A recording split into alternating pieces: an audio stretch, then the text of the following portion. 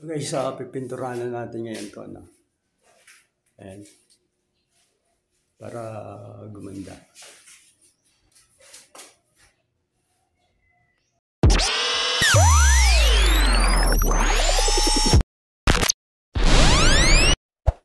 Ito guys, yung mga ulo ng line 3 bits na to. Kasi medyo nakaumbok to eh. So, grind natin to konti para medyo pumantay lang siya. Para pag lagay tayo ng fiber tape dito at minasil yan, hindi bubukol itong ulo ng blind rivets. Pantay siya. So, ayan. Ayan mga ito. Gagrind natin konti. Mga ito.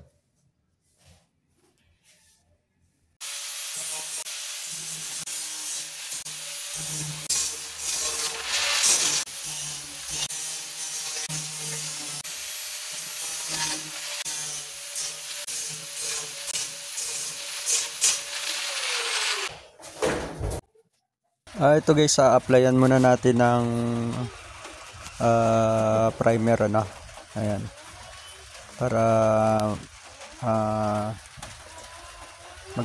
magkaroon na ng pondo. Saka natin ngayon lagyan ng fiber tape. Para dumikit maigi yung fiber tape, kailangan may primer muna guys. Ayan.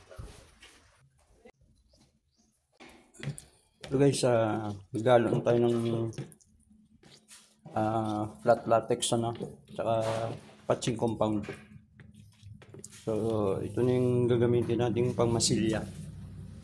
Yun sa mga joint na yun. Sa mga joint na yun na nilagyan natin ng fiber tape. Okay. Lagyan natin ng patching compound dyan.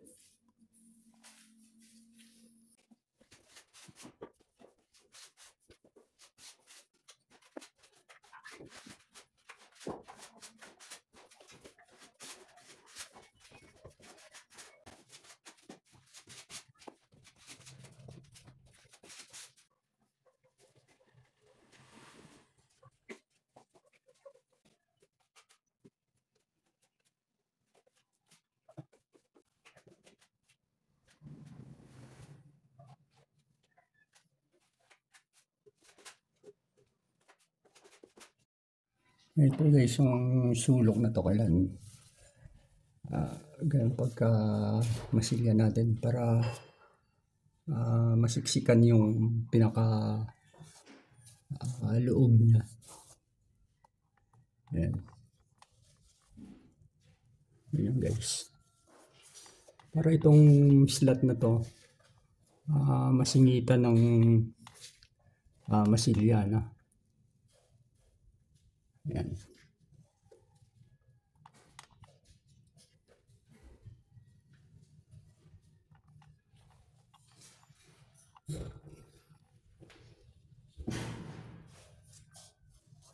Para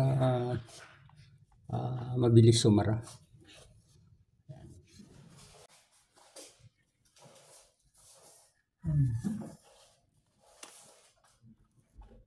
So ayan. Ang bilis lang masarado. Ano? Yan na lang guys.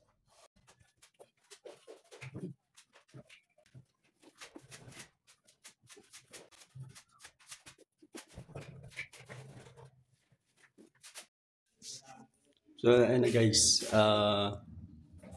Natapos na natin to lagyan masilya yung mga joint Yan. Tsaka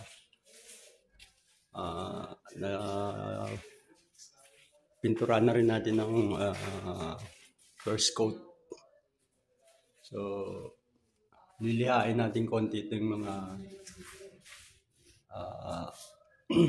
pinagmasilyahan natin para kuminis siya. Saka natin pinturahan niya ng second coat. Yan. O, sarado na lahat. Lahat ng joint sarado na.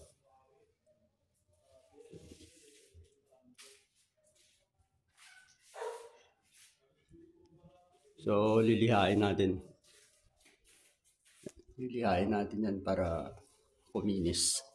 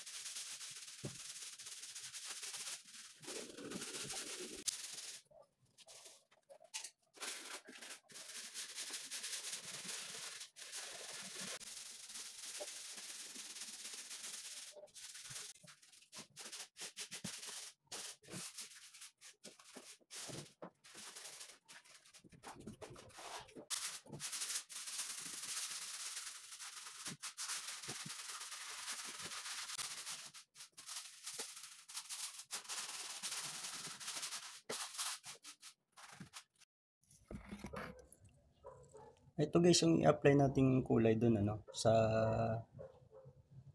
ceiling design natin sa Kesame. Ayan. Plain na puti lang to guys. So, ayan. Acrylic latex paint. Flat. Ayan.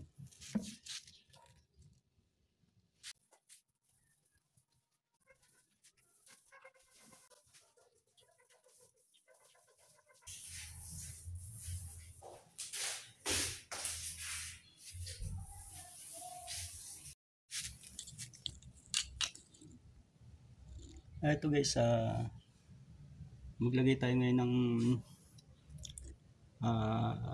emulsion, gloss acrylic emulsion clear para dun sa top coat ng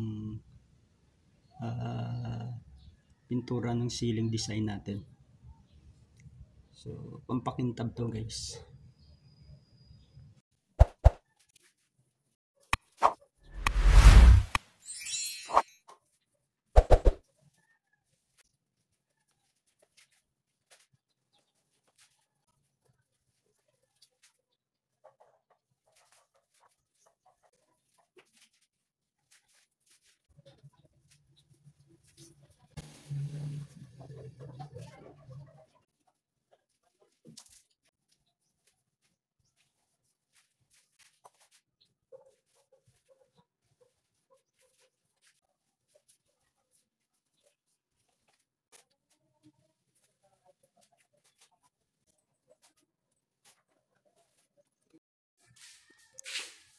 So ayan na guys, tapos na natin to pintura na.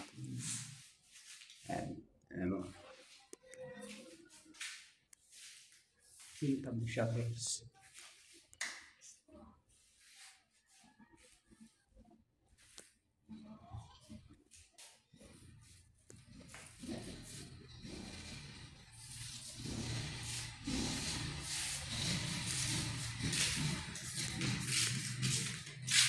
Hindi natin ito yung sa coblet.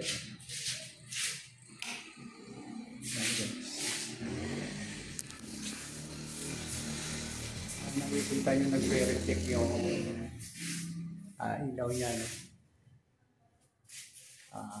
Sa kintab niya. Parang Pasko na.